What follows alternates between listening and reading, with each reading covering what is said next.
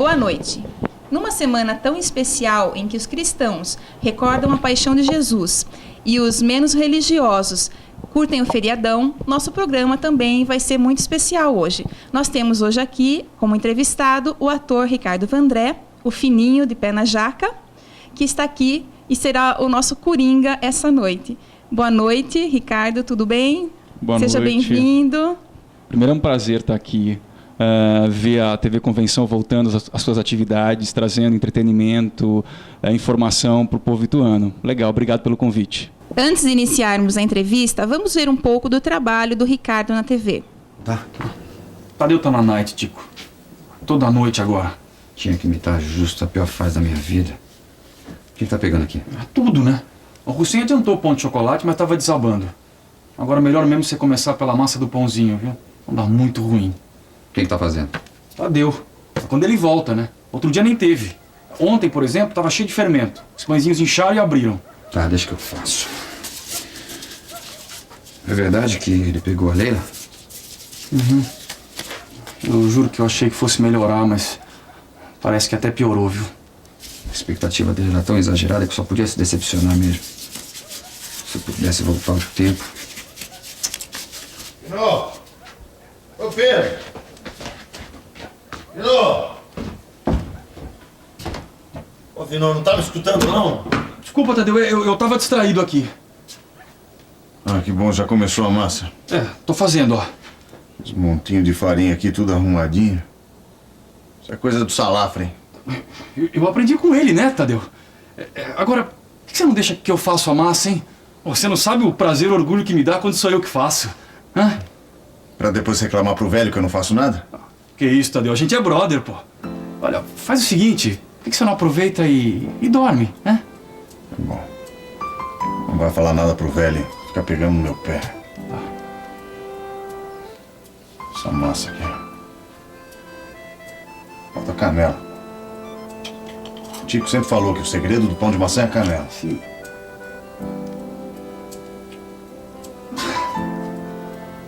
Pronto, só mexer.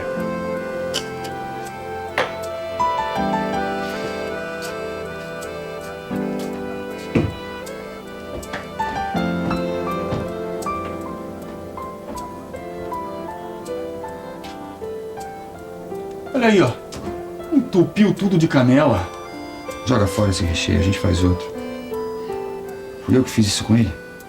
Quando você bebia, a culpa era de quem, hein?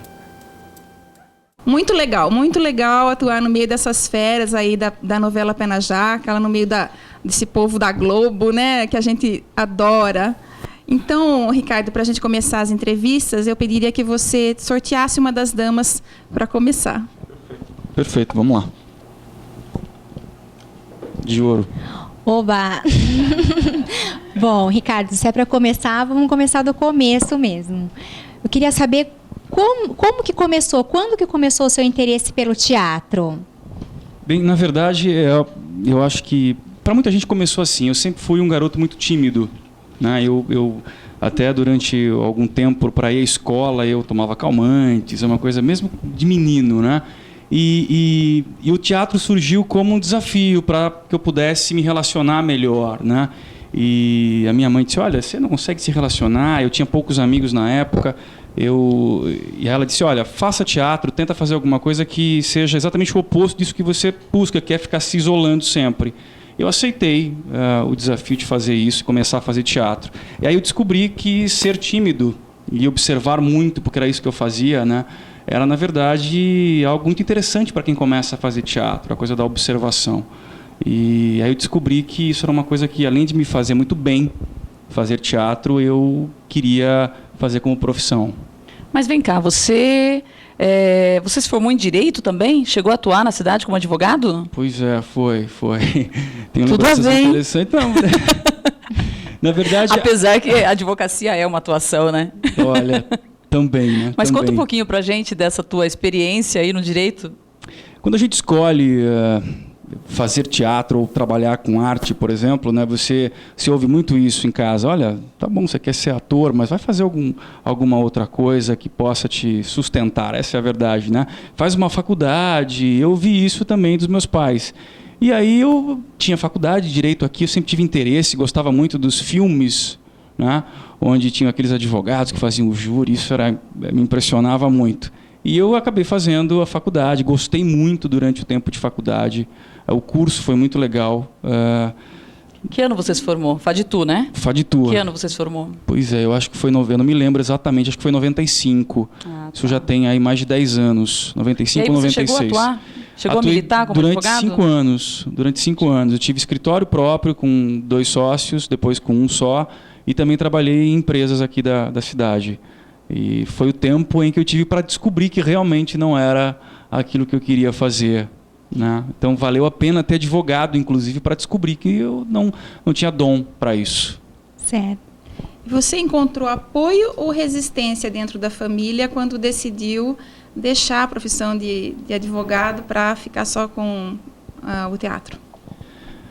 Olha, apoio eu tive sim, mas a família se preocupou, né? Não foi uma escolha assim também, eu não era mais tão novo quando decidi viver de teatro ou da arte de representar, né?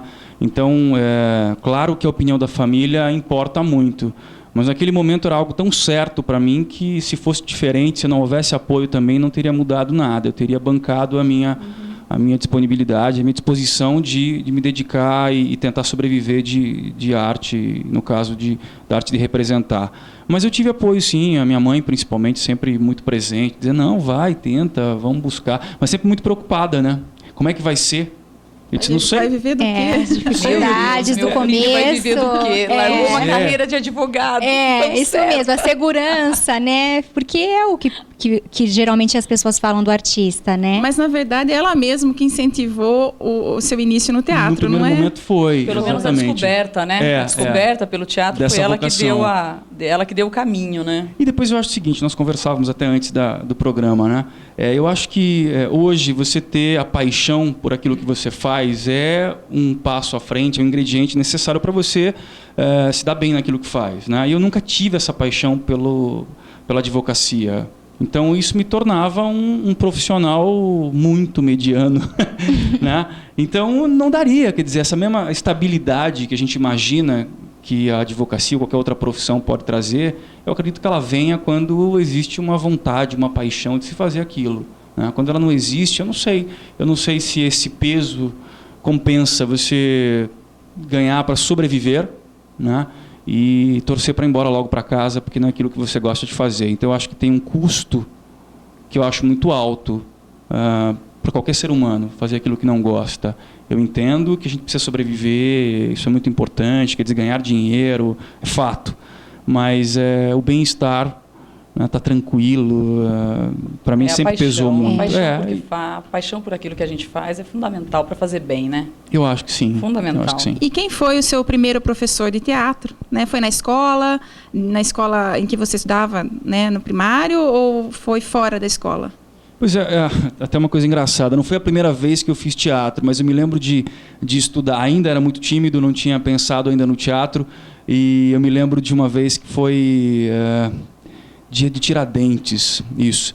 E aí eu estudava no Cesário Mota, né, era novinho, e teve uma festa, teatro na escola e tal, obviamente que eu não participei desse teatro, não faria isso nunca. E a peça estava rolando, a gente estava assistindo, os alunos estavam assistindo, eu me lembro disso como se fosse hoje, olha que coisa marcante, me traumatizou. E aí a peça rolando, a professora falou assim para a outra, porque era a professora da minha turma, né? Olha, quando a peça acabar, os aluninhos congelam, então escolhe um aluninho da tua turma para subir no palco e quando eles congelarem gritar, viva Tiradentes. E eu ouvi isso, bom, a gente congela, né? E eu fiquei rezando, pelo amor de Deus, não me escolhe, pelo amor de Deus, não me escolhe. E parece que isso atrai, né? Porque a professora, a filha da mãe, me escolheu para fazer isso, né? E era assim, uma didática muito interessante, porque ela me pegou e colocou do lado do palco. Falou assim, quando acabar você vai. Você tem que falar Viva Tiradentes. E você ainda tinha que gritar Viva Tiradentes. Pois é, eu fico lá decorando o texto, Viva Tiradentes, Viva Tiradentes, que é um texto dificílimo, né? Coisa complicada para quem está começando, né? E aí terminou, eles congelaram e eu também congelei na pontinha do palco, eu não saí. Eu fiquei parado, porque eu morri de medo. Nisso, a professora, né, autora didática do mundo, me empurrou pro palco, né? E quando eu cheguei e vi aquela galera toda, eu gritei, Viva o Brasil! Eu troquei o texto, né? Foi a primeira coisa que veio à cabeça. É sério isso. E aí metade gritou viva, outra metade começou a rir. Né? E a Porque o texto ensaiado era Viva Tiradentes. Pois é, acho que todo mundo esperava isso. Isso porque ele né? repetiu várias vezes, né? Viva E Tiradentes. aí a mesma professora que me empurrou foi lá e me tirou do palco muito educadamente pelas orelhas. Ai. Né? Ou por uma delas. E esse foi o meu Didática começo. Olha antiga, que absurdo, né? Quer dizer, aí quando eu cheguei em casa aos berros, né? Contando a história pra minha mãe, que eu me lembro que surgiu essa coisa, tá vendo? O teatro, você tem que fazer. Porque eu acho que eu fiquei traumatizado naquele momento, né? E durante o tempo houve essa resistência. Como é que eu vou fazer? Eu não consegui falar Viva Tiradentes, mãe. Eu troquei o texto. Mas aí depois, realmente, quando eu comecei a fazer teatro, foi num curso da prefeitura. Eu me lembro que era o Renato Cristofoletti. Ele começou um curso, ele não terminou, não me lembro porquê. Aí veio um cara de São Paulo, e aí a minha memória não ajuda, não me lembro o nome do Renato professor. Cristofoletti, o jornalista. Isso. Ele começou um curso, ele não terminou, mas foi um dos meus primeiros professores, assim. Grande Renato, me lembro dele. Pois é. O Renato tá no Sul, tá trabalhando ainda com produção teatral. Eu revi depois de muitos anos em São Paulo, ele estava produzindo um espetáculo Tempestade, né, de Shakespeare, muito bonito espetáculo, uma pena que não emplacou. Ele encontrei com ele realmente em São ficou Paulo. na área e está fazendo sucesso. Pois é, um grande cara, uma grande figura. Mas foi assim, foi muito rápido porque o curso acabou não acontecendo, a gente nem estreou peça nenhuma. Mas aí eu acho que inclusive eu comecei a sacar que eu conseguia ser outra pessoa em cima do palco, né? Eu descobri uma técnica para ser menos tímido, porque eu ainda sou tímido, isso é uma verdade, né? Mas eu também visto um personagem para não deixar essa timidez transparecer. E eu descobri isso com aquela idade, quer dizer, novo, de que como é que eu ia enfrentar as pessoas? Eu mudava de calçada quando era criança, se eu via um grupo de pessoas numa calçada, eu atravessava. Eu tive um problema de postura, porque eu andava com a cabeça muito para baixo, a coisa do tímido, né? Então eu fui crescendo e a coisa das costas, né? De ser tão tímido. Aí, de repente, eu descobri que encenando eu podia ser outra pessoa, podia esconder essa timidez. Então, o teatro nasceu como uma necessidade. Depois virou um prazer e agora é uma paixão. E como foi a sua primeira peça após esse incidente aí do Tiradentes? Na verdade, foi uma peça chamada Festa Nostálgica da Vovó. E foi aqui também, num festival, eu acho que estudantil. Tem muito tempo, eu nem me lembro exatamente o ano que isso aconteceu. Foi um personagem pequeno e foi num projeto desses, um projeto estudantil de teatro. Mas eu me lembro que foi a primeira vez que eu, encenando, eu representei, eu subi no palco. Esses projetos são importantes, né? Muito. Para despertar... São uma semente plantada hoje, né? Salto tem um projeto muito bonito, né? Tem. Também, há muitos anos. E tu também teve, inclusive, quando o Ricardo era diretor de cultura, né? E a gente vai falar disso também. E Ricardo, e na Globo? Como foi? Como você conseguiu chegar lá, né? Com essa sua participação na novela? Você participou de alguma seleção? Como que foi? Eu acho que teve uma dose de sorte também, de ajuda de pessoas que disseram, olha, acredite, faça isso. Porque assim, eu sou uma pessoa e sempre fui essencialmente de teatro, né? Eu sempre fiz teatro, desde esse momento, né? E nunca pensei em televisão. Claro que dizer, poxa, você nunca quis fazer, isso é mentira, a gente sempre quer, porque a TV traz um reconhecimento, que é diferente do reconhecimento enquanto pessoa pública, mas o reconhecimento de um trabalho, né? Eu fiz coisas que eu reputo belíssimas no teatro, e assim, nem um terço das pessoas viram e me pararam na rua para dizer, olha, Ifigênia em Aulis, que você fez o Agamemnon, foi maravilhoso, estava... Né? Mas de repente, quando eu fiz a novela, as pessoas me paravam o tempo todo. Então há um reconhecimento, sim. Mas aí de repente, quando eu decidi viver de arte, né, naquele momento em que eu deixei a advocacia, eu percebi que viver de teatro é realmente um sonho difícil de ser alcançado, né? Aqui no Brasil, principalmente. Pois é, infelizmente aqui no Brasil, né? E você ouve isso de pessoas como Fernanda Montenegro, que diz que faz TV para levar público para o teatro, né? Tinha pessoas que não faziam mais TV, como o Paulo Altran, que detestava a televisão e podia, né? Um ator da envergadura do Paulo Altran. Mas quando eu descobri isso, que viver de teatro é muito difícil, a televisão começou a ser uma possibilidade, né? Apesar de achar que eu não tinha perfil para TV. E aí eu falei, bom, então vamos fazer o seguinte, vamos fazer o cadastro na Globo, vamos ver como é que isso funciona, em outras emissoras também, e pronto.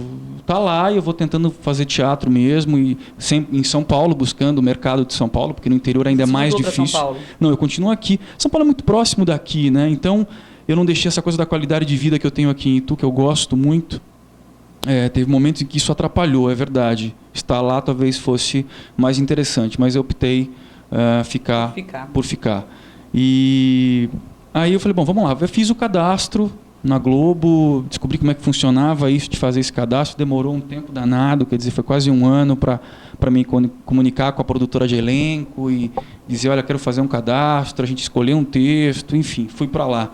E coincidentemente, é isso que eu acho, eu estava, quando fiz o cadastro, de barba, cabelo comprido, né? Fiz, terminei, a gente foi até uma coisa meio maluca, porque eu queria muito fazer um texto dramático, eu vinha de espetáculos dramáticos, eu gosto, apesar de gostar muito de comédia, eu comecei com comédia dell'arte, né? Depois fui para farsa, mas quando eu descobri o drama, eu fiquei apaixonado, eu gosto muito de fazer. E aí a produtora da Globo, a Renata Medeiros, dizia assim, olha, vamos escolher uma comédia, né? Uma coisa mais simples, mais leve, tem que ser isso. E eu queria fazer um drama, eu mandava texto, ela dizia, não, esse não, recusado. E a gente ficou, até que eu a convenci de que eu queria fazer alguma coisa que fosse pelo menos um pouco mais dramática. Eu escolhi um trecho do Lisbela e o Prisioneiro, que é um filme que eu adoro e tal, que o Selton Mello é um grande ator e tal. E era um trecho levinho, mas que era quando ele está na cadeia, ela vai se despedir, ela está vestida de noiva, né? E é tão poético aquilo, né? Não é dramático, mas é poético, o jeito com que o texto foi escrito. E eu convenci ela de que queria fazer aquilo. Ela falou assim, tá bom, faz. Eu fui, gravei, terminei de gravar, eu falei, e aí? Ela disse assim, eu teria optado por uma comédia. Eu falei, porra, assim você me arrebenta. Eu acabei de fazer, é isso que vai ficar, você me diz isso agora, né? Eu falei, não, mas foi opção sua. Eu falei, bom, foi e é isso que vai valer. Ela disse, bom, agora é contar com a sorte. Eu mando isso pro Projac e tem gente que fica a vida inteira e nada acontece. Mas tudo bem. Beleza. E aí, de repente, 6 meses depois... exatamente assim para você? Tem gente que fica a vida inteira. Mas porque é uma verdade, eles têm que jogar muito aberto. Desanimador, né? Para não haver expectativa, mesmo, claro, né? Que é, né? Mas é uma forma de também não te deixar com expectativa, porque não quer dizer que você fez o cadastro, a coisa vai acontecer, né? Eu não tinha um agente no Rio de Janeiro, eu não tinha quem pudesse me vender ou me apresentar no Rio de Janeiro, né? Relacionamento nesses momentos. É muito importante. Mas, Ricardo, você acha que tem, assim, a escolha do artista tem muito a ver com o que a Globo está precisando na hora, assim, o tipo físico ou aquele biotipo que a Globo está precisando para determinado papel, ou não tem nada a ver? Para quem está começando, eu acho que isso é essencial, que foi o meu caso, né? Eu estava de barba, cabelo comprido, fui chamado para fazer um personagem que era minúsculo dentro do Pé na Jaca, porque iria trabalhar na padaria. E depois eu vinha descobrir que, a pedido do autor, todos que trabalhassem na padaria deviam ter um quê de Pasquim. Quer dizer, qual era o meu quê de Pasquim? Era só barba, obviamente, né? Mas nada, né? Mas o Mohamed, que fazia o Hussein, o próprio irmão dele, o Rodrigo Lombardi, estavam de barba, cabelo comprido. Então, isso acho que ajudou. Bom, vamos ver a seleção, vamos ver quem é que está com esse perfil. Aí olharam o cadastro, falaram, esse cara aqui está com esse perfil, vamos chamar esse cabra para fazer o personagem. Então, a coisa do perfil é muito importante. O produtor de elenco na Globo, essa função, que são vários produtores de elenco, um para cada produto, né? Eles têm uma visão muito, muito aguçada com relação a isso, né? O Luciano, que era o produtor de elenco da minha novela, é um cara maravilhoso, assim, mas que trabalha com todos como um doido, porque ele, quando o autor pede um personagem, e vem lá uma especificação de alguma coisa. Eu quero um personagem que lembre alguém. E aí o cara tem que ver milhões, né? Talvez centenas de fotos para encontrar aquilo, aí assistir os DVDs, chamar o cara para um teste. Quer dizer, é um trabalho que a gente não vê, que começa muito antes da novela iniciar e durante a novela também acontece com as participações. E aí o perfil físico é importante, diferente para quem já tem um contrato e que é realmente global, né? Aí o cara tem um contrato com a Globo e obviamente que ele vai ser muito aproveitado em todas as produções. Aí é uma coisa diferente. Mas para quem está começando, o perfil e depois se dá bem no teste, quer dizer, ir bem essencial. E aquela questão do quem indica, você sentiu isso com outros atores? Eu acho que existe, sim. Se eu disser que não, eu acho que estaria nadando contra a corrente. Assim. Eu não posso dizer que eu vi isso acontecer. Até porque as pessoas, claro, se isso acontece, guardam isso muito, muito bem, né? Agora, o que indica é, às vezes, você conhecer alguém, você tem uma empresa, mesmo, precisa né? de um funcionário qualquer qualificado para isso. E um amigo lhe diz, olha, eu tenho um amigo que tem essa qualificação específica que você está precisando. Bom, você vai chamar ele para entrevista. Sim. Se ele for bem na entrevista, por que não? Né? Porque o difícil é isso, quer dizer, a concorrência hoje é muito grande. Quer dizer, quantas pessoas têm esse cadastro na Globo? Né? Quantas pessoas? E aí você o cara chegou, tá procurando alguém. Você chegou a conhecer algumas pessoas que fizeram esse cadastro e até hoje nunca foram chamadas? Não tive. Nem chegou a conhecer? Não. E conta pra gente, então, como é conviver com aquelas celebridades globais? Não, é interessante assim, era até engraçado no começo, porque são pessoas que eu conhecia, né, porque frequentam a minha casa. Desde que eu me conheço por gente, frequentavam a sala da minha casa, né? Pela televisão, né? Então você vai almoçar, você vê um Tony Ramos, você vê o Estênio Garcia, quer dizer, assim, eu conheço aquele cara. É interessante, porque você conhece a pessoa, obviamente, que não sabe quem você é, né? Mas olha, no fundo, eu acho que o grande lance que o que importa dizer é que essas pessoas são pessoas da arte, assim, e eu fui muito bem tratado por todos, eu não posso dizer absolutamente nada. A gente ouve histórias de pessoas que dizem, nossa, eu fui e a coisa não aconteceu, existe uma arrogância. Não, eu não senti isso de maneira nenhuma, eu fui muito bem tratado. Eu não sei se porque a produção e a novela era de gente muito jovem, de cabeça jovem, eu não sei, mas eu não posso dizer nada. Assim, todas as pessoas com quem eu me relacionei, mesmo não estando na novela, pessoas que eu encontrava no Projac, na hora do almoço, na hora do jantar e tal, e que eu fiz questão de conhecer, como Tony Ramos, que eu fui me apresentar, né, fã do trabalho do cara, o cara foi muito educado, né, e eu acho que também porque você está ali e há um reconhecimento de que, além de fã, você é alguém que está militando, está buscando o seu espaço, está trabalhando também, né. Então, mas foi muito interessante, claro. E nesse período você morou no Rio? Eu fiquei no Rio, foram 9 meses, um pouquinho mais. Aí eu fiquei no Rio de Janeiro, né? Eu tive muita sorte, assim, porque a estrutura, a Globo me deu toda a estrutura. Eu não sei se isso acontece habitualmente. Eu ouvi coisas que talvez, de repente, não é para todo mundo que isso acontece. Mas eu tive muita sorte, depois eu descobri que foi o autor que me escolheu. Então, acho que isso teve um peso também. Foi ele que deve ter visto a história do cadastro. E quando eu fui conversar com o produtor de elenco, já vi uma indicação do Carlos Lombardi, que é uma pessoa maravilhosa. Assim. Você chegou a conviver com ele? Não me relacionei um pouco por e-mail, mas eu conversei com ele uma única vez. Assim, mas E ele te dava dicas do papel? Como não, é que era? Não, nada. Era cada dia uma surpresa, assim. Mas ele me deu um grande presente. Eu sou muito grato ao Carlos Lombardi. Foi inclusive o que eu disse a ele. Foi no último capítulo, inclusive eu gravei a última cena da novela. Claro, não em ordem cronológica, mas a última cena de Cidade Cenográfica eu gravei com o Márcio Garcia não. Vamos ver como é que é o nome dele. Bruno Garcia. Com o Bruno Garcia. E nesse dia o Carlos Lombardi estava por lá e a gente pôde se conversar um pouquinho. E é fantástico, né? A função de um autor de novela deve ser uma loucura. Os caras são malucos, né? Escrever tudo aquilo por dia. E Ricardo, e as mulheres globais, elas são tão bonitas pessoalmente quanto na TV? Porque, né, a beleza delas, né, pelo menos Juliana Paz, que foi uma das artistas que você, né, teve a oportunidade de atuar com ela, eu acho ela maravilhosa. Então, conta um pouquinho pra gente. Boa pergunta. Entre Juliana Paz, Débora Seco. Conta pra gente. Quem mais tinha no Pé na Jaca? Flávia Alessandra. A Fernanda Lima. A Fernanda Lima, entre todas essas. É um elenco. Qual a mais bonita, na sua opinião? Que difícil escolher, não? Todas são lindas e o que é mais interessante foram e são muito simpáticas com os colegas de trabalho, né? Então foi uma convivência muito interessante com todas, né? Então o que as fez ficar ainda mais bonitas, né? Mas elas são lindas pessoalmente mesmo. Bom, porque ele tem que matar a nossa curiosidade, né? Porque é tão perfeito na televisão, a gente quer saber se realmente é tão bonito quanto. Eu especialmente quero saber, de cara lavada, qual é a mais bonita das 4? Todas são lindas. A Juliana tem uma cor maravilhosa, ela tem um sorriso lindo, o olho dela fala o tempo todo, né? A Ju é graciosa, assim, ela apaixona qualquer um, assim, primeiro contato. Ela é sempre muito simpática, muito carismática, né?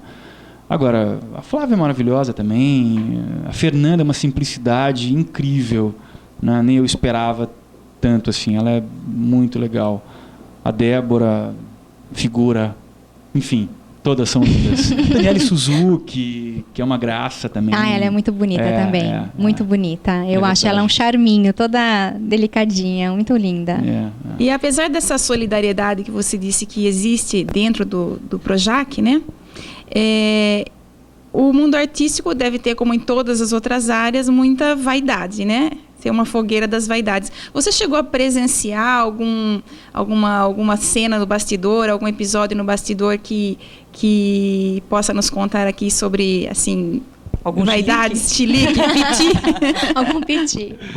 Não, olha, eu não sei se eu que sou muito desligado. Eu realmente sou desligado, né? Eu estava ali muito focado no trabalho. Minha preocupação era entender aquilo que o autor queria de mim a cada capítulo, mesmo sabendo que às vezes eram 2 ou 3 falas, né? Uma coisa muito rápida, que o personagem foi crescendo durante a novela. Então era uma preocupação dioturna com isso, e meu foco basicamente era esse. Mas eu posso dizer que eu não cheguei a presenciar nada que me dissesse, olha, isso aqui, que coisa estranha. Não vi isso. Como eu disse, eu não sei se a produção, por ser uma novela 7, onde imperava um clima muito tranquilo, que os protagonistas eram pessoas, né? O Murilo Benício, quer dizer, uma grande figura. O Pasquinho, um garotão, assim, um cara show de bola, né? A Juliana Paz, Débora. Então, eu não consegui ver nada. Eu não sei se isso acontece, a gente lê que acontece muito, né? Como em qualquer outra área, acho que existe sim, a coisa da concorrência, da vaidade, é óbvio, mas eu não fui tocado por isso, graças a Deus, não vi nada. Falando em Murilo Benício, ele se superou nesse personagem de Pé na Jaca. Foi muito legal, muito engraçado. Eu achei que foi, assim, a atuação foi ótima. Ele teve muita coragem, né? Porque você fazer um personagem caricato num teatro é diferente. Você está tomando a atenção das pessoas durante 1h30, 2 horas no máximo, né? Fazer um personagem caricato num filme, no cinema, é complicado também porque a tela é enorme, né? E tudo fica muito grande, mas ainda assim também é um tempo limitado, 2 horas de filme.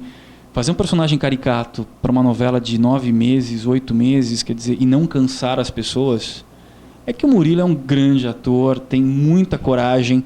Eu ouvi coisas do tipo assim, Murilo, você vai bancar isso, você vai levar esse personagem dessa maneira, será que as pessoas não vão cansar? E ele dizia, não, eu vou fazer isso. Quer dizer, um cara de muita coragem, de muita personalidade. Aprendi a admirá-lo mais ainda do que já gostava do trabalho dele, por ver essa postura dele. Dizer, não é assim que eu enxergo. Claro que você percebe, se você vê a novela, que o personagem se modificou, como todos, né? Porque você entra numa novela, apesar desses personagens terem reuniões com o autor, com os diretores, para ter uma sinopse do personagem, quer dizer, ele se modifica de acordo com o andamento da novela, né? Mas ele se modifica em função do que o público quer, através das pesquisas de opinião que são feitas, ou por conta mesmo do autor? Eu acho que existem as duas coisas, né? Primeiro porque o autor vai entendendo cada vez mais não é como um teatro onde você fica 3 meses estudando o seu personagem, né? Na TV não, a TV todo dia é uma nova descoberta. Então o ator vai se aproximando, eu acho que se apropriando cada vez mais do personagem, e também o autor, claro que vai vendo o que está funcionando. O Ibope é muito importante, a gente está falando de algo comercial também, né? Então, vive-se de patrocínio. Então, se o Ibope está baixo, você vê que as pessoas se movimentam e a coisa se modifica. Isso não é atípico, né, acontecer. Então, o autor também muda muita coisa. E o ator é o último que tem que se movimentar e entender que às vezes o personagem dele é muito bonzinho e de repente há uma quebra e ele se transforma num vilão. E você tem que convencer as pessoas de que isso era possível acontecer, né? Porque a gente está falando de signos reais, né? Você tem que acreditar de que aquilo é uma verdade, né? Ok, nós vamos para um rápido intervalo comercial e voltamos já já.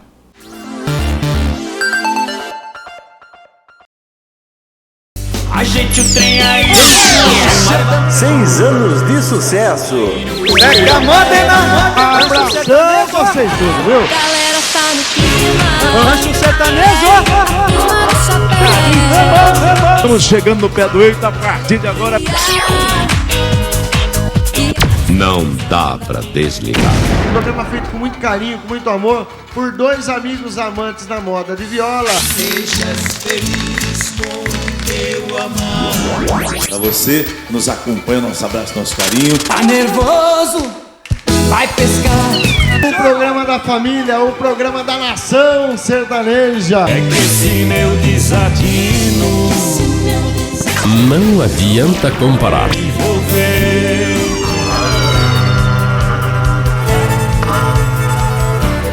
Sucesso! Rancho Sertanejo! Rancho Sertanejo!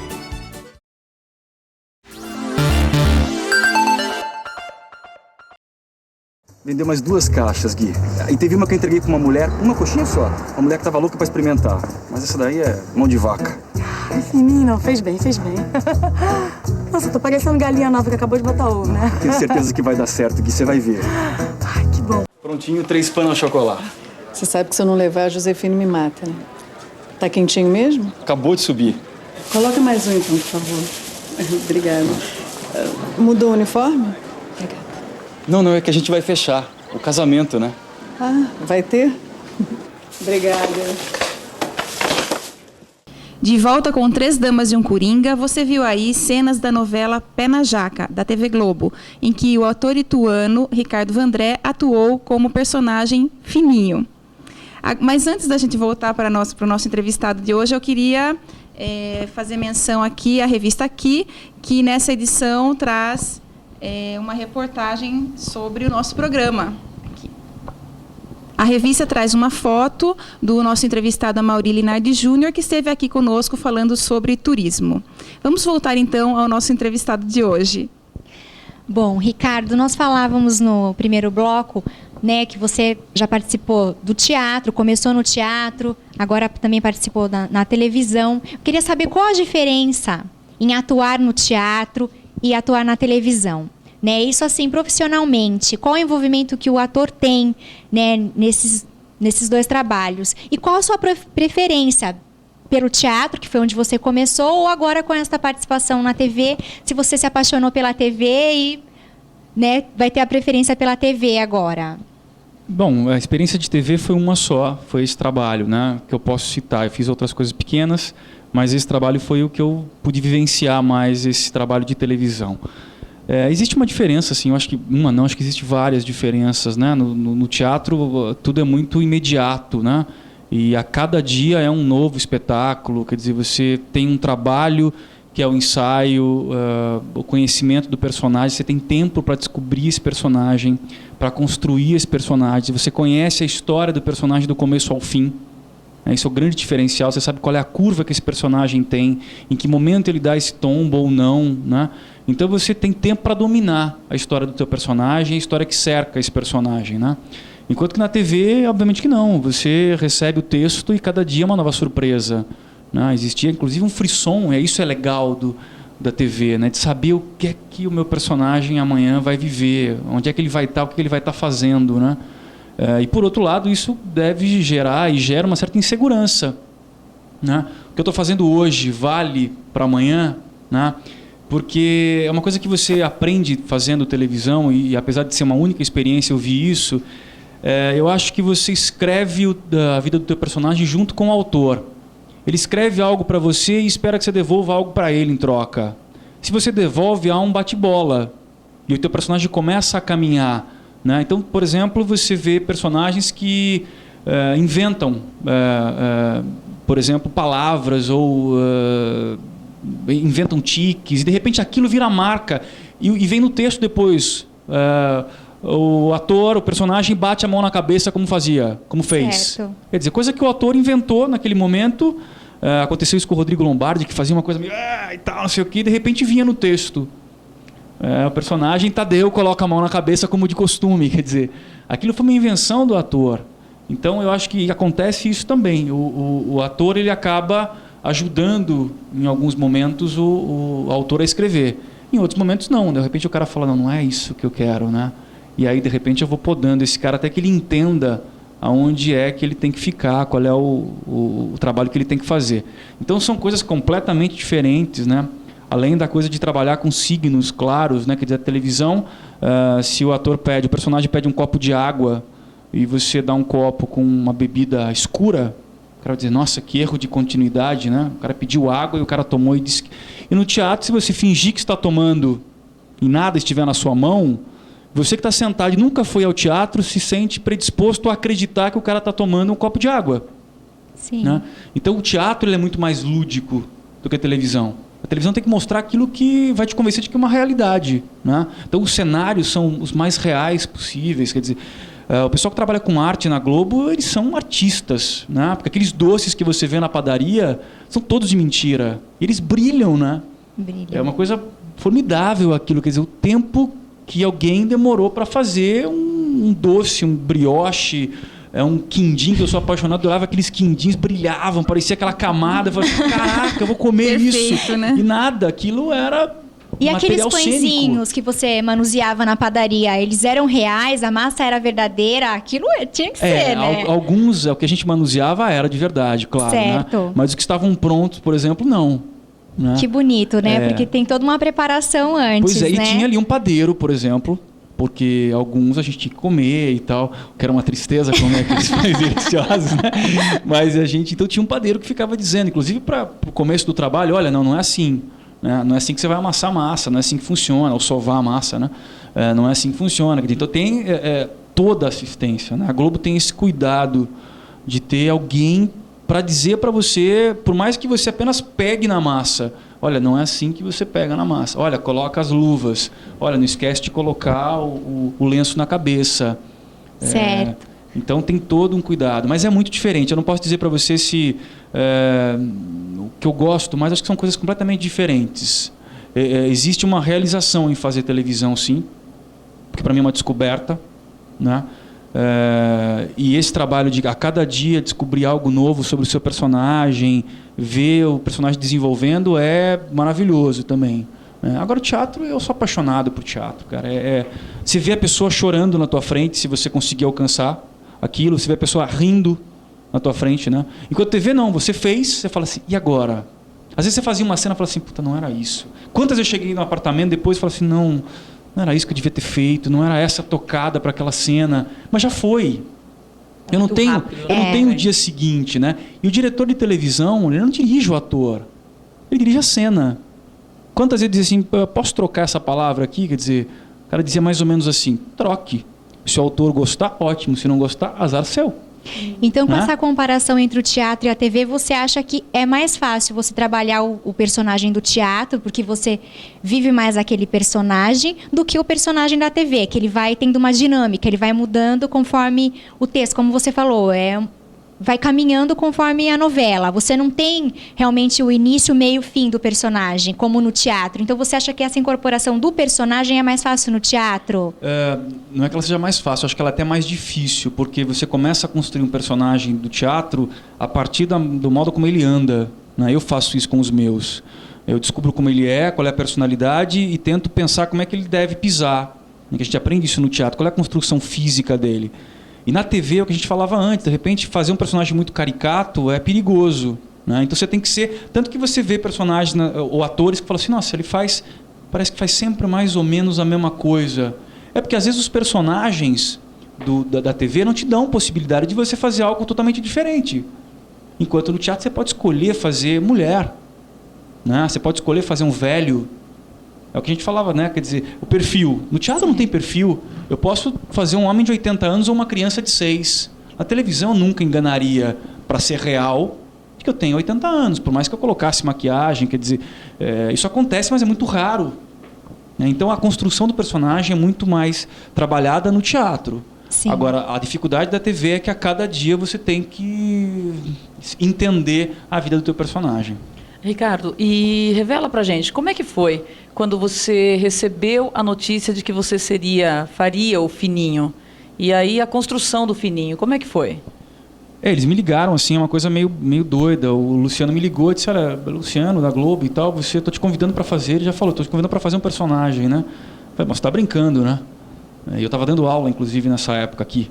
E aí ele falou assim, não, nem eu nem você temos tempo para brincar. Você grava amanhã, às 8 da manhã. Isso era 6 da tarde. Você achou que era trote? Pois é, na hora que ele falou isso, né, com toda a educação do mundo, mas ele falou isso pra mim, eu falei assim, não, você tá de sacanagem. Ele falou, já disse. Você estava dando aula onde? No Integral. A gente estava com um projeto no Integral. E aí ele falou assim, olha, daqui a pouco vai ligar alguém do figurino para pegar as tuas medidas. Você aceita? Eu falei assim, seria louco se eu dissesse não, né? E aí ele me despedi dele, tocou o telefone de novo, eu fiquei meio... Tocou e eu fui falar, oi Lu, né? Que era o Luciano. Oi Luciano, tudo bem? Eu não falei Lu na época, né? Aí o cara falou assim, não, quem, Luciano? Aqui é não sei quem do figurino, eu tô ligando para perguntar o número de sapato, enfim, né? Eu disse assim, viu, mas eu gravo amanhã, como é que eu faço? Eu falei, não sei de nada, só liguei para isso, tá? E aí, nos próximos 10 minutos meu telefone tocou de modo, assim, seguidamente, né? Até o cara da administração, do contrato, começou a negociar comigo por telefone, quer dizer...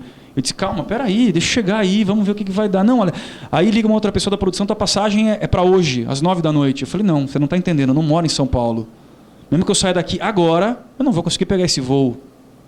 Me arranjo um outro voo para amanhã, porque eu não vou conseguir nesse, né? Então foi uma loucura tudo isso, né? E você pega de surpresa, e eu sou um caipira.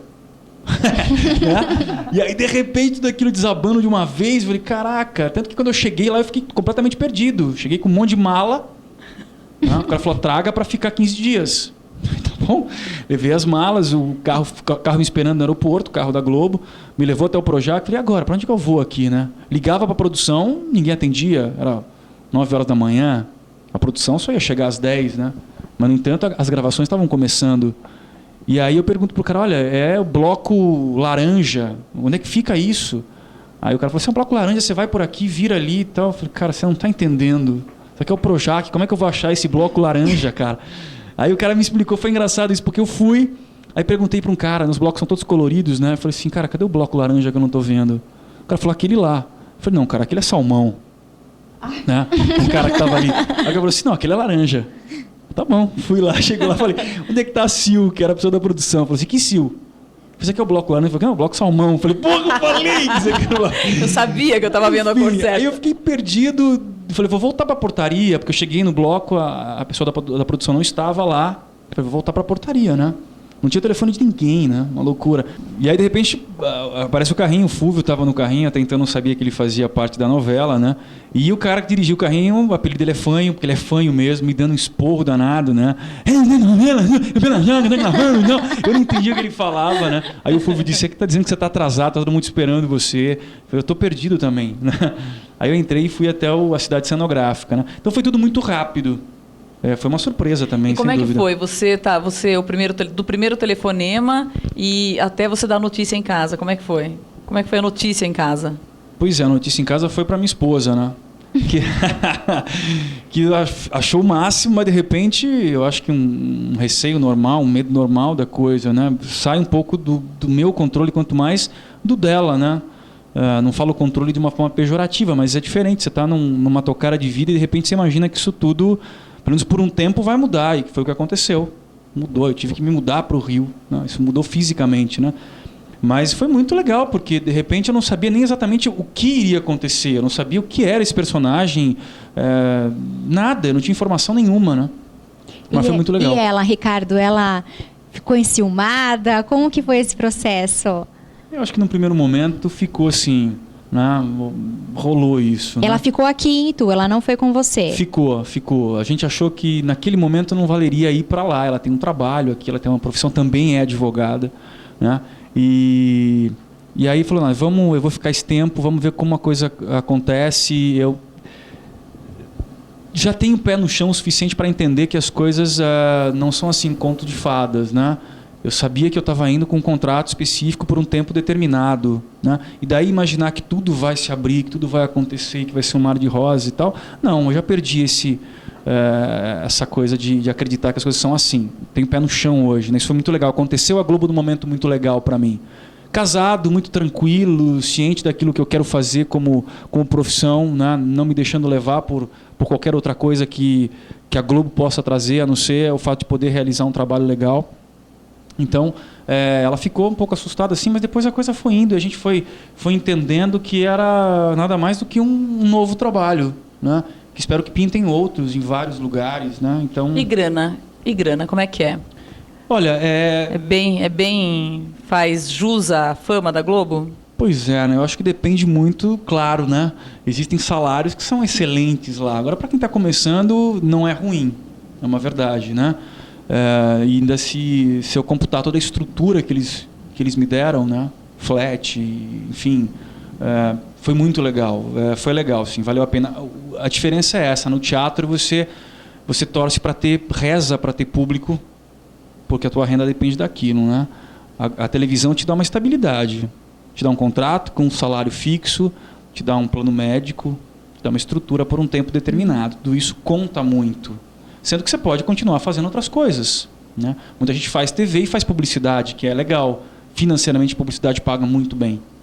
Aproveita a imagem, né? Pois é. Que a TV pode dar.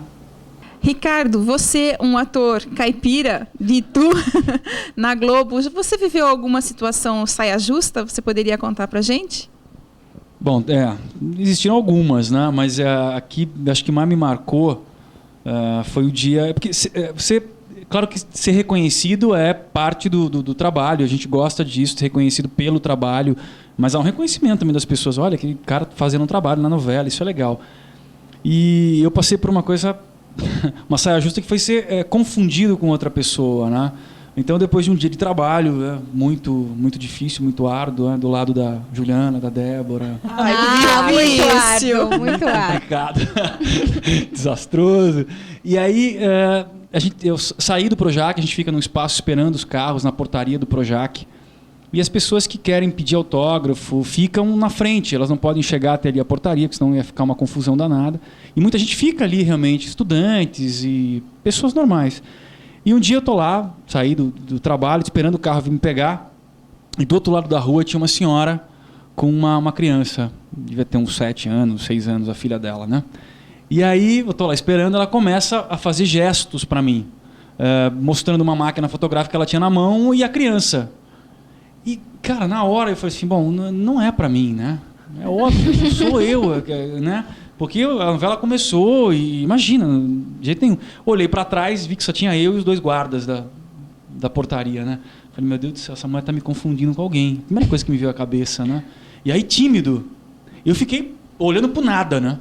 A mulher fazia sinal pra mim, eu atravessava a mulher lá pro nada, né? Eu fingi que não é comigo. Daí a mulher percebeu que não funcionava fazer gesto, começou a falar. Por favor, tira uma foto com a minha filha e tal. E eu quieto. Por favor, tira uma foto com a minha filha. Ela começou a ser insistente com aquilo, né? E aí eu olhei pros guardas que estavam aqui, o guarda falou assim, viu, você tem que ir lá, ela não pode vir aqui, né? Eu pro guarda, sim, claro, né? Pensando, não é comigo, esse guarda também não sabe que não sou eu, né? Fiquei na boa, a mulher começou a falar alto, começou a chegar gente na recepção, esperando também carro, gente de produção, enfim. E a mulher começou a gritar, por favor, tira uma foto com a minha filha, tira uma foto com a minha filha. Eu falei, meu Deus do céu, o que eu faço agora? Essa gente aqui, vendo que é comigo que ela está falando, e se eu ficar aqui parece que eu sou arrogante, mas vocês não estão entendendo que com certeza não sou eu que ela quer tirar uma foto, é impossível isso, né? Mas a mulher começa a gritar, não vou, o que eu faço? A mulher me dá um berro assim, por favor, no meio do por favor dela, eu falei, bom, agora eu vou, né? Porque essa mulher vai dar um escândalo aqui. E fui no que ela falou, por favor. E ela terminou a frase comigo no meio do caminho. Por favor, tira uma foto com a minha filha, Caco Ciocler. Nossa! Aí, quem estava atrás de mim começou a rir, né? Porque viram que eu não era o Caco Ciocler, obviamente, né? Nada a ver com o Caco Ciocler. Eu fui chegando perto da mulher, a mulher estava toda serelepe com a filha, né? E foi morrendo assim, né? Ela foi vendo que eu não era o Caco Ciocler. A criança vai ficando com uma cara de choro, a menina. Quem é esse cara, né? Mas eu cheguei, a primeira coisa que eu fiz foi segurar a criança, pra ela não correr. Fiquei com medo que ela saísse correndo, porque aí é um mico maior, né? Abracei a menina e falei pra mãe, falei assim, a senhora acha que eu pareço o Caco Ciocler, né? Ela falou assim, de longe. Eu falei, então a senhora tira a foto de longe, né? Ela com uns passos pra trás, eu segurando a menina. Falei pra ela assim, ela sorri, senão eu puxo seu cabelo, né? E aí eu tirei a foto, né? Quer dizer, a mulher com certeza jogou a foto fora, apagou, né? O que ela ia fazer, né? Quem foi esse cara? Imagina, um dia ela vai se arrepender de ter jogado a foto fora. Ah, meu Deus. Mas olha, foi muito constrangedor, porque daí eu volto pra portaria, né? E todo mundo rindo, né? E eu falo pra galera, beleza, caco esse óculos daqui. Pois é, né? Que coisa. Bom, Ricardo, vamos falar um pouquinho das suas experiências aqui em Itu. E como que foi o seu trabalho com o Celestino Cremasco? Né? Você atuou com ele durante alguns anos, né, aqui em Itu? O Celestino é uma pessoa maravilhosa, que tem um trabalho muito legal. Todo ano ele faz a Paixão de Cristo, né? Especificamente por isso que a gente está falando disso, porque Semana da Páscoa, né? É até uma promessa de estar fazendo todo ano, realizando todo ano no Teatro Independente. Agora não mais no Teatro Independente, acho que é no Atenas, que é um novo espaço que o Celestino montou. Então todo ano a gente faz a Paixão de Cristo. Eu fiz durante 5 anos a Paixão de Cristo, né? E assim, é uma experiência para ator engraçadíssima, apesar de ser uma história tão séria, né? Você já foi tudo, você já foi Judas, já foi Jesus Cristo. Conta um pouquinho pra gente do Judas. E depois o Jesus Cristo. Judas é uma coisa que eu fazia, fiz 3 anos Judas, né? E chegou uma época que eu falei assim, não tá me dando um azar desgraçado fazer Judas, cara. Minha vida tava né? Ali, nada andava. Eu falei assim, não vou fazer mais Judas, não tem condição. Todo ano vendo Cristo, é por isso, eu tô pagando o preço por essa história, não é possível, né? Aí cheguei pro Celestino um dia, falei, Celestino, o ano que ele me chamou, eu vou ser sincero, não vou fazer mais Judas não, cara. Por quê? Não, porque, cara, minha vida não anda. Tô vendendo Cristo todo ano, a coisa não funciona, não dá. Judas eu não faço mais, eu faço gente do povo, mas não vai rolar fazer Judas. Eu assim, então tá bom, vamos arranjar outro personagem para você fazer. Tá bom, faço outro personagem qualquer, vou fazer Jesus Cristo. Falei, cara, Jesus Cristo não vai rolar, eu tô fora do peso, meu cabelo é curto, não vai rolar fazer Jesus Cristo. Não, você faz Jesus Cristo, quer fazer? Falei, bom, o que não quer fazer, né, na Paixão de Cristo, Jesus Cristo, né? Falei, cara, vou fazer, vou topar esse desafio. Fiz um baita de um regime. Né? E tem uma coisa interessante do Judas, porque aí o cara que entrou para fazer Judas no meu lugar é o Andrezinho, né, que está fazendo, inclusive, o curta comigo, como ator. E ele é magrinho. E tem, claro, um esquema para você, quando se enforca naquela árvore, né, tem uma roupa que você veste por baixo, que é uma cinta que você coloca aqui na coxa, que vem com um negócio no corpo aqui que te segura, porque você tem a corda que você coloca no pescoço e essa corda que vai por trás, que segura todo esse equipamento, que você põe num gancho que te segura. E como Paixão de Cristo não rola muito ensaio, se ensaia 2 vezes para Paixão de Cristo, é uma coisa muito louca, né? Esse cara também não ensaiou com essa roupa, o Andrezinho. E aí, no ano que eu fiz Cristo, aconteceu 2 coisas interessantes. Uma é que ele botou a roupa, né? Botou essa coisa sem fazer o ajuste. E como eu estava mais gordo, ele é muito magrinho, durante o monólogo que ele faz de Judas, antes do enforcamento, a história toda desceu. Né? Essa coisa que fica na perna, o corpãozinho desceu. E ele subiu na pedra, ele coloca a mão para achar esse cordão que dá sustentação para ele ficar pendurado, o negócio desceu para as costas. Ele não achava. E ele foi estendendo o monólogo do enforcamento e tal, não sei o quê. E o Carlão, que é um cara figuraça, que ficava dando... Procura o gancho. E o cara dando o texto do monólogo, ele falou assim, ele desistiu. Falou, bom, eu vou me enforcar sem o gancho. Pegou a corda, aquela corda que estava presa por um elástico, né? E falou, seja o que Deus quiser. Claro que ele pulou, aquilo arrebentou. E Judas, mas aí Judas caiu no chão e acho que a primeira coisa que veio na cabeça do Andrezinho foi ficar se debatendo no chão. Aí ele caiu e ficou que nem um peixe frito, assim, pulando. Aí um cara... Ele pensa que enforcado. Não, aí o cara da primeira fileira me grita assim, olha lá, Judas morreu de ataque epilético. Ai, meu Deus. Puta, aí fecha-se a cortina naquela rapidez, né? E só risada, né? E aí nesse ano que eu fiz o Jesus, que aconteceu isso também, foi um ano que tudo aconteceu. Eu, claro, cabelo curto, não estava preparado para fazer Jesus Cristo aquele ano. Vamos colocar uma peruca no Ricardo, beleza, né? Uma peruca e tal, não precisa ensaiar. E o Celestino falou, olha, tá precisando de alguns atores, me ajuda, como todo ano a gente precisa. A gente fazia isso porque era pelo Celestino, a história também, né? As pessoas vão assistir a Paixão de Cristo, lotavam as 4 apresentações, então a gente tinha que fazer algo legal, na medida do possível, né? Ele falou assim, cara, precisamos, tá faltando um ator, me arranja alguém para fazer, até o soldado, que é o Maltos que bate no seu rosto, que seja um amigo teu e tal, não sei o quê. E aí eu falei, pô, vai ser o Gezão, um amigo meu açougueiro, com a mão desse tamanho, péssima escolha minha, né? Mas o G era um grande amigo. E o G foi fazer. E a gente nunca ensaiou o tapa. Porque o Denis, que era o diretor, falava assim, não ensaia o tapa, não, para que ensaiar o tapa? Não precisa. Falei, Denis, tem que bater. Não precisa, imagina, ensaiar o tapa. Tá bom, não ensaiamos o tapa, né? Tô eu de peruca, né? Fui preso pelo Gezão, que na hora falou esteja preso. Todos os soldados começaram a rir, Jesus Cristo foi preso rindo, porque eu não consegui segurar, né? Foi preso feliz, rindo à toa. E aí tô lá na hora do julgamento, né? Pilatos fazendo as perguntas e tal, e eu falo que a verdade é meu pai, referindo a Deus, e nisso sai Malcos, né? Que é o G. Como ousas insultar o legado de César, miserável judeu. Lembro da frase até hoje. E me deu um tapa, que pegou na orelha, no rosto, com aquela mão pesada, tudo quanto é jeito, né? A primeira coisa que aconteceu, a peruca virou. A parte de trás da peruca veio parar na frente. Fiquei com uma franja gigantesca, né? Aí, com um zumbido no ouvido. Aquele negócio.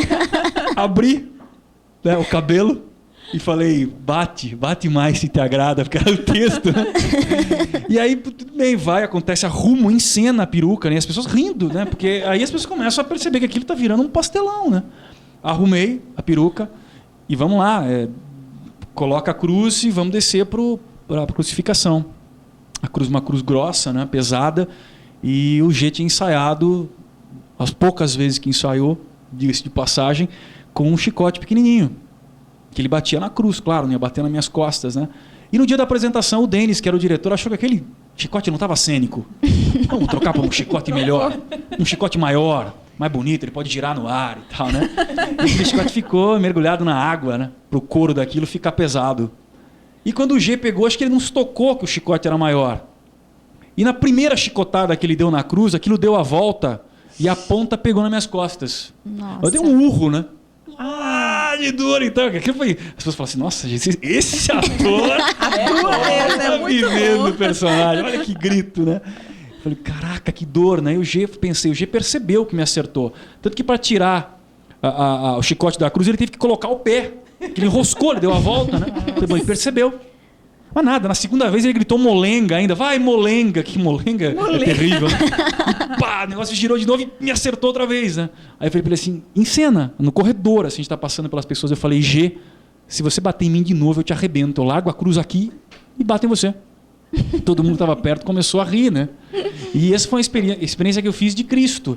E aí, no ano seguinte, eu falei pro Celestino, Cristo é muito peso. Eu tava tocado do Celestino, né? Eu falo, e é verdade. Falei, Celestino, não vou fazer mais Cristo não, cara.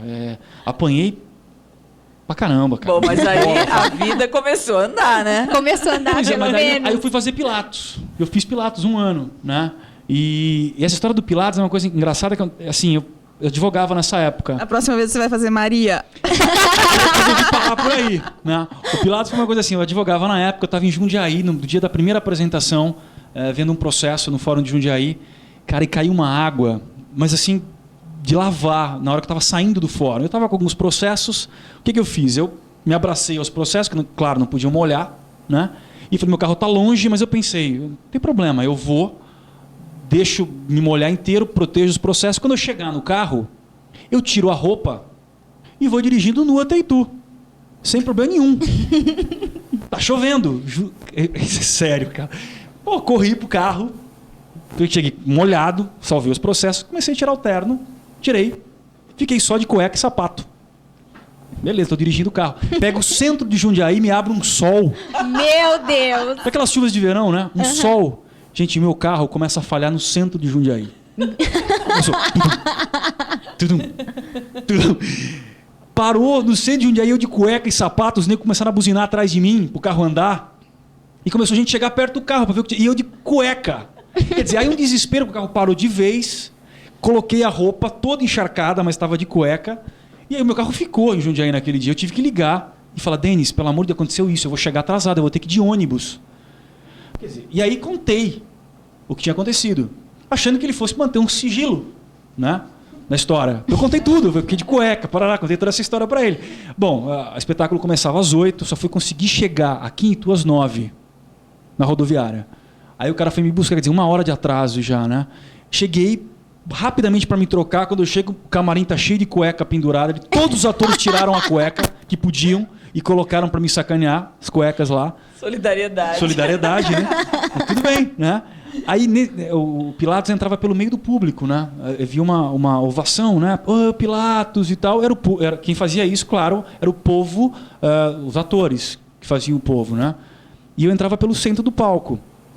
E aí, beleza, a peça começou, porque eu cheguei, e de repente eu entro pelo centro do palco. Só que entrei debaixo de uma vaia. homérica. Só que a vaia não era, obviamente, era da plateia que estava assistindo. Mas fui vaiado durante muito, tanto que eu não consegui dar as primeiras falas, porque cada vez que eu ia falar, as pessoas me vaiavam. Aí eu olhei para a Yara, que fazia Lívia, em cena, e falei assim, o que está acontecendo?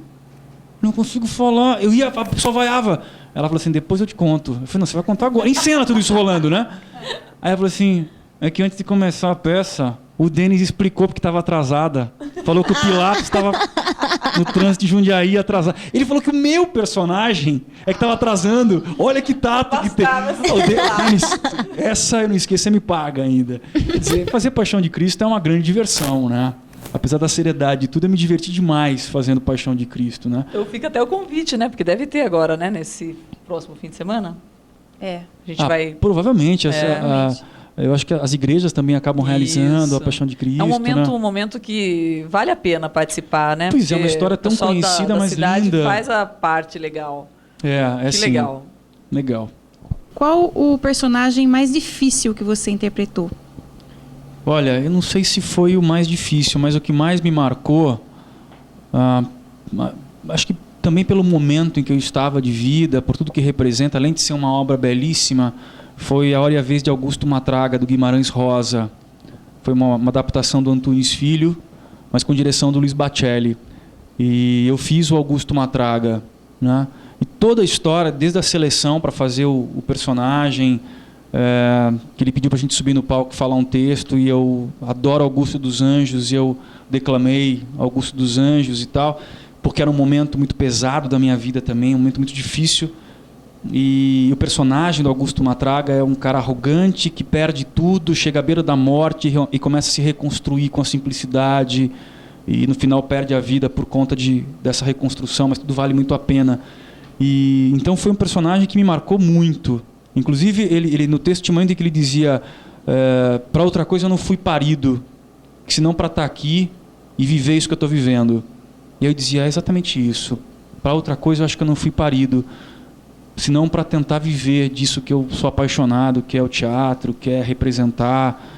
Então, naquele momento me marcou demais. E claro, foi difícil, porque foi uma construção física, quer dizer, eu emagreci para fazer o personagem, porque tinha um momento em que ele né, quase morre, então ele fica muito magro, ele usa muletas, então foi um trabalho para tentar aprender a andar, a perna ficava toda enfaixada com algumas madeiras, eu tinha que me arrastar pelo palco, então eu chorava copiosamente a cada apresentação, assim, e até em alguns momentos eu perdia o controle da coisa, assim, que o diretor dizia, não, agora não precisa chorar. Eu falo, não, mas não é que não precisa, eu não consigo, né, eu não consigo não chorar.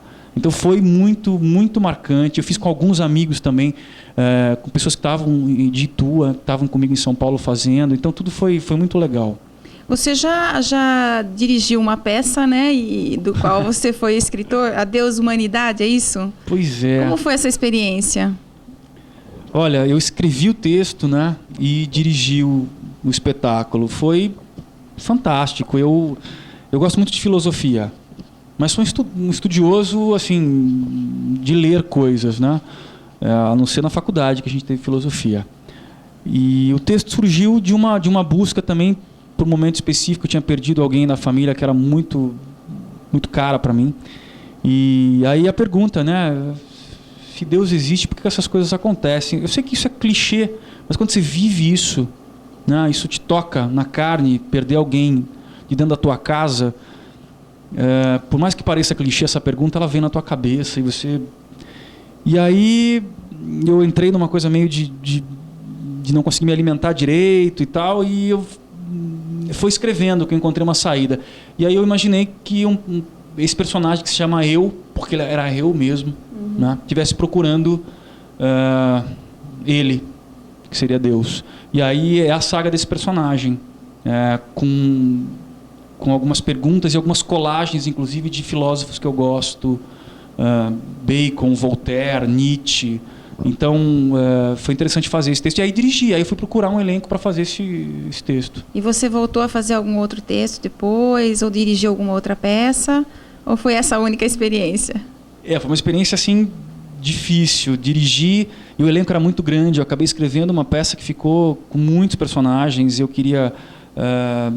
que as pessoas refletissem muito. Então ficou, na verdade, eu acho hoje, um texto chato, né, para quem vai assistir. Apesar de que ainda me param na rua para dizer, olha, eu me lembro da Deus e Humanidade, cara, e muitos jovens, puta, aquilo foi muito legal, eu comecei a gostar de filosofia, algumas coisas. Então eu sei que eu consegui tocar, né? Eu sempre dizia isso para meus atores, olha, a gente tem que mexer na bússola de todas as pessoas que entram para assistir um espetáculo teatral, né? Porque a bússola é isso, né? Se no momento que você monta ali o teu azimuth, se você erra um pouquinho, né, 100 quilômetros, você está muito longe do teu objetivo, né?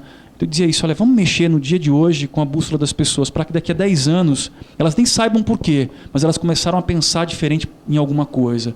E vamos tentar fazer isso com a peça.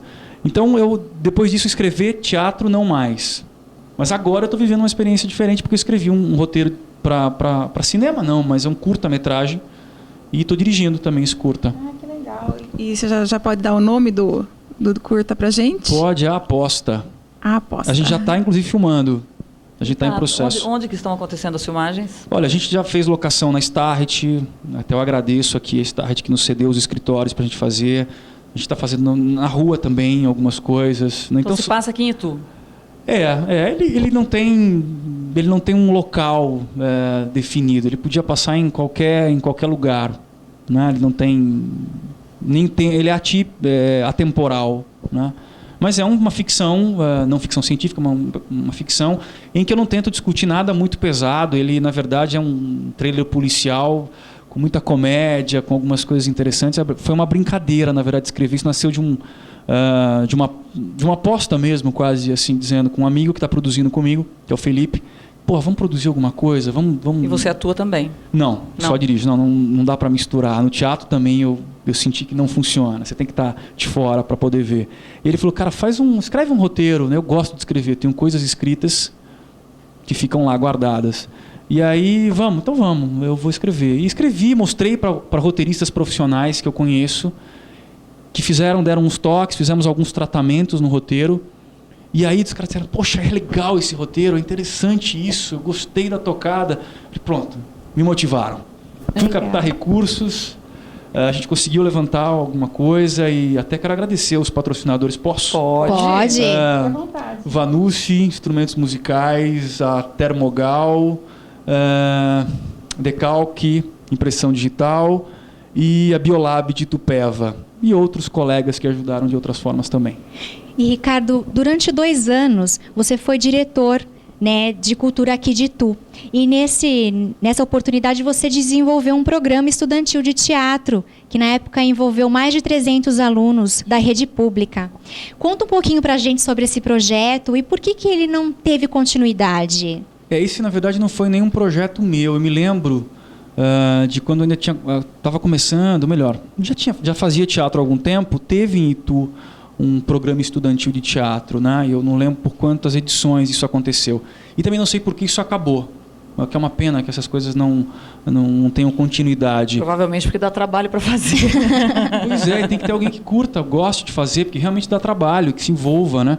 E quando eu assumi a diretoria de cultura, eu falei, a primeira coisa que eu vou fazer, porque não existia verba, né? Quando eu assumi, o prefeito na época era o Piunti, que disse assim, olha, se vira, verba não tem. Eu falei, bom, também não é muito diferente do que todas as outras cidades, infelizmente, vivenciam. E do que todos os outros prefeitos também falariam. Pois é. E falei, tá bom, eu vou conseguir fazer sem verba. Eu vou fazer com pessoas que eu conheço, com voluntariado. E aí eu fui retomar esse programa estudantil, tendo como muito foco o trabalho que é feito em Salto. Aquele é um trabalho maravilhoso, com a prefeitura ajudando, ininterrupto. Com a prefeitura dando verba para as escolas. Aquilo é né? maravilhoso. Aquilo é um exemplo para a nossa região, o trabalho que é feito. Eu já até atuei lá como também, gato de botas. Gato de botas. Um vexame, lógico. Bom, né? eu fui uma cegonha. Eu tô fora, gente. Por favor, Os né? entre artistas aqui. É isso. Né? Mas é muito legal a experiência. É muito bacana. É muito Eu bonito. fiz a peça voltar. Eu tinha 2 falas numa peça inteira. Eu tinha 2 falas. Eu errei, na segunda, eu fiz a primeira. Voltou, né? Voltou a peça. Mas tão traumático quanto o meu começo, tá vendo? Um vexame. Não, e eu comecei como uma árvore, depois eu fui. você Eu fui evoluiu. promovida uma mãe cegonha. Ai, meu Então, Deus. na verdade, e aí aconteceu o programa. Eu convidei colegas de trabalho, colegas que fazem teatro, para ministrarem aulas para os alunos de escolas públicas. Então a gente fez uma reunião, viu que as escolas inclusive tinham muito interesse em ministrar essas aulas. Então foi difícil inclusive ter professores para a procura de escolas, né? Muitos professores dobraram, faziam 2 escolas, 3, quer dizer, todos amigos, né? E aí a gente fez o primeiro ano, fez o segundo, foi maravilhoso porque eu ouvia de pais, olha, meu filho inclusive curte agora ir para a escola, porque depois ele sabe que tem aula de teatro, né? E o teatro trabalha com uma coisa que é o entendimento de texto, né? Ajuda na leitura, ajuda no entendimento do texto. Nossa, quer dizer, desperta Muito. tanta coisa na criança. Interpretação. Desperta tanta coisa. É absurdo os benefícios do teatro. Sim. Mas realmente salto há muitos anos, Nesse ponto, dá o salto está à banho. frente de tu mesmo. Um banho. Você tem razão. Ricardo, qual é o seu maior sonho agora para sua carreira? eu tenho muita vontade de fazer cinema, de atuar. Estou batalhando por isso. Claro que eu quero e vou fazer, a gente está com um projeto para, além desse que eu estou dirigindo, que é um trabalho experimental, curta, tem comercialmente também é limitado, a gente vai fazer para participar de festivais, vai ser um desafio diferente. Eu vou começar com um novo espetáculo, a gente está selecionando o texto ainda, estou vendo algumas coisas. Claro que eu tenho vontade de fazer TV de novo, porque foi uma primeira experiência que eu gostei muito. Então, além da estabilidade, além dessa questão toda, fazer TV é muito gostoso. Estou batalhando por isso, e a mas... visibilidade que a TV dá também ajuda em outros projetos, né? Pois é. Ajuda no projeto do cinema, ajuda no projeto do teatro. Ajuda, inclusive, a captar recursos, né? Sim. Isso é uma verdade. Então, a gente... porque você acaba se tornando alguém conhecido. Isso te traz uma responsabilidade muito grande também. Quer dizer, poxa, você não pode ser leviano com as pessoas, com as intenções, com as expectativas das pessoas. Eu tenho muito cuidado com relação a isso, né? Então, quero muito começar um trabalho de teatro, mas com todo esse receio de ter esse cuidado mesmo. E o meu sonho é, hoje, fazer cinema. Esses são também, quer dizer, voltar com um novo espetáculo teatral, que faz quase um ano que eu não faço, por conta do trabalho na Globo. Fazer TV, claro, adoraria fazer, mas eu queria conhecer o cinema. Porque agora que eu tive essa oportunidade de conhecer TV, né, o cinema dizem que é um trabalho também muito interessante, muito a fundo, talvez nesse ponto mais parecido com o teatro. Você conhece a história do teu personagem, né, e se dedica muito. Então é uma coisa que eu quero muito fazer. O grande lance para mim de ser ator, é mergulhar nessas histórias, nesses personagens, né? Como dizia Plínio Marcos, da vida. Isso, emprestar o corpo, emprestar a voz, quiçá a alma, né? Para mostrar para as outras pessoas as agrúrias de todo ser humano. Então é isso. Meninas, infelizmente nosso tempo está esgotado. Se vocês tiverem mais alguma pergunta, por favor. Não? Ricardo, deixa uma mensagem para os jovens que gostariam de ser, né, artistas, atores. O que você acha que é essencial para conseguir? Estudar é muito importante. Quer dizer, correr atrás do sonho, procurar uma escola de teatro, subir no palco, saber, descobrir se é isso mesmo que você quer fazer, separar o que as pessoas confundem muito hoje, que é eu quero ser famoso, eu quero ter visibilidade. Outra coisa é ser ator de verdade, viver disso, né? Porque existem momentos em que você está na mídia. E como é que você faz? Teu sonho basicamente se resume a isso, a ser reconhecido nas ruas como o ator, né? Então não, então descobrir exatamente se é isso que você quer como vocação. E se descobrir o que é, estudar. Muito. Estudar e trabalhar. E trabalhar é fazer peça, abraça tudo que estiver na frente no primeiro momento, né? Quem está começando não pode ficar, não, isso eu não vou fazer, porque... Não, faz, se testa, vai, batalha, corre atrás. E daí, se você descobrir que é isso, eu acho que a paixão, a dedicação vem depois. Porque a arte, ela entra no sangue, e aí pronto. Você não tem mais como tirar isso. Tá certo. Nós agradecemos então ao Ricardo pela presença aqui, pelos momentos tão gostosos que a gente viveu hoje aqui, durante a sua entrevista, e desejamos muito sucesso para você na sua carreira, nos projetos que você pretende ainda desenvolver. Nós agradecemos também a nossa produção, agradecemos a Malu e a Priscila pela companhia aqui, e a você aí de casa que nos acompanhou durante toda essa noite, nosso muito obrigado e uma boa Páscoa. A semana que vem a gente se vê por aqui.